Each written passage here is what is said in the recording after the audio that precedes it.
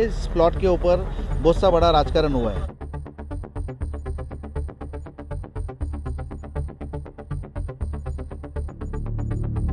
Plus यहाँ पे जो जो लगी है उसके ऊपर मेरा प्रश्न चिन्ह है। ये आग लगी है कि लगाई गई है ना, उसके ऊपर मेरा प्रश्न चिन्ह है।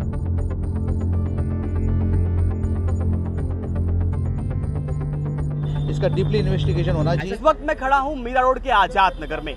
यहाँ पर आज सुबह 6 बजे के आसपास यहाँ करीबन भंगार की दुकानें थी और कई सारे झोपड़पट्टियाँ थी। वहाँ पर आज सुबह करीबन 6 बजे के आसपास भयानक आग लग गई। उस भयानक आग में सिलेंडर फटने की भी बात कही जा रही है। बताया जा रहा है एक व्यक्ति की मौत हो गई, तो एक फायर दमकल कर्मचारी था, फायर ब्रिगेड का कर्मचारी था, वो उसको भी आग की लपटों से झुलसना पड़ा।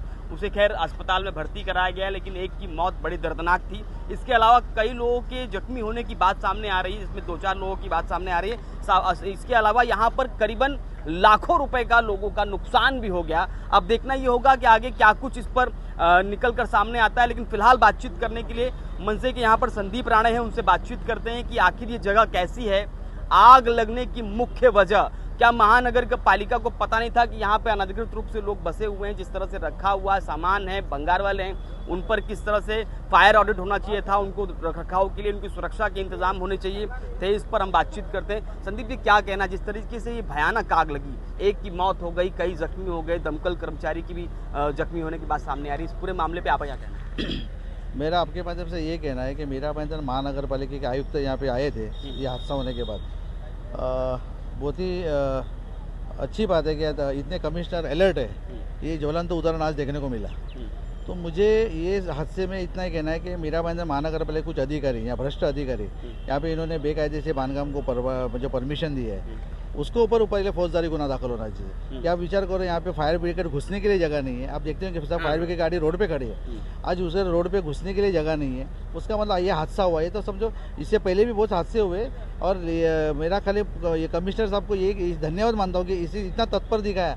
और दूसरे बात और भी कहना चाहता हूँ मैं आपको, ये इस प्लॉट के ऊपर बहुत सा बड़ा राजकारण हुआ है। और राजकारण ऐसा हुआ है कि ये यहाँ पे बेकायदे से बांधकाम तो हुआ ही है, प्लस यहाँ पे जो आग जो लगी है उसके ऊपर मेरा प्रश्न चिन्ह है। ये आग लगी है कि लगाई गई है ना, उसके ऊपर मेरा प्रश्न चिन्ह है। इसका डीपली इन्वेस्टिगेशन होना चाहिए। क्यों लग रहा है आपको कि आग लगी या लगाई गई? इतना बड़े लगाने से फायदा क्या और लगने से ना? बिल्डर लोग का फायदा है। मैं आपको टाउन प्लानिंग के अंदर इसका फाइल किधर तक पहुंचा है ना, वो पहला अगर आप टाउन प्लानिंग बिल्डर लोगों के फायदे के लिए यहाँ पे कुछ ना कुछ हादसा हुआ है, ऐसा मेरा आरोप है और इसके ऊपर जांच होनी चाहिए। तो मैं टाउन प्लानिंग के अंदर आपको भी मैं विनती करता हूँ, टाउन प्लानिंग के ऑफिसर को जाके इंटरव्यू ले लो, ये प्लॉट के बारे में, ये प्लॉट का स्टेटस क्या है, उसके बाद में आपको भी मालूम पड़ेगा दूध का दूध पानी का पानी। तो कमिश्नर साहब ने इतना जो तत्पर दिखाया, तो मुझे लगता है इसके ऊपर डीपली इन्वेस्टिगेशन होना चाहिए।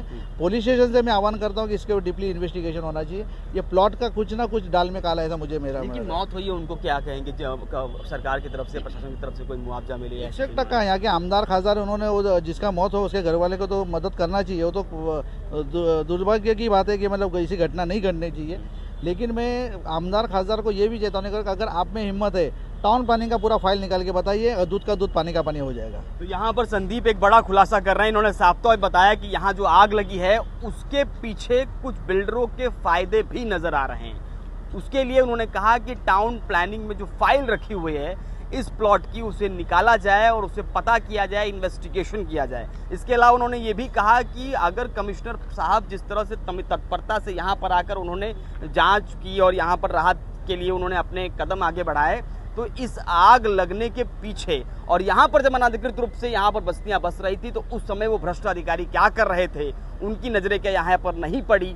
फायर ब्रिगेड की गाड़ी जाने के लिए यहाँ पर दिक्कत है, समस्याएं हैं। तो इस पूरे माहौल पर वो अधिकारी उस समय क्या कर रहे थे? क्या वो इंतजार कर रहे थे कि कब आजाद नगर के इस इलाके में आग लगेगी, उसके बाद हम कार्रवाई करेंगे? अब देखना ये होगा कि इस पूरे माहौल के बाद में क्या कुछ निकल कर सामने आता है।